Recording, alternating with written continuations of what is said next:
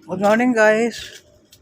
Today is September 25, 2023. Ito, inayos ko kahapon tong halaman ko dito sa bahay namin. Ito, nagtanim ako ng halaman dito sa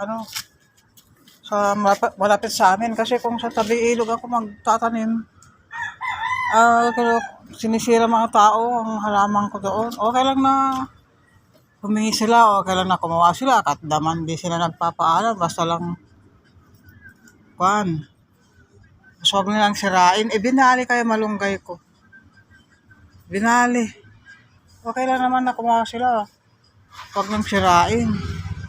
Ito, malunggay. Nung binali nila, kinuha ko na rin tuloy. Tinanim ko ulit dito sa bahay. Ito na Tinanim ko dito sa bakuran namin. Ito na Binali nila.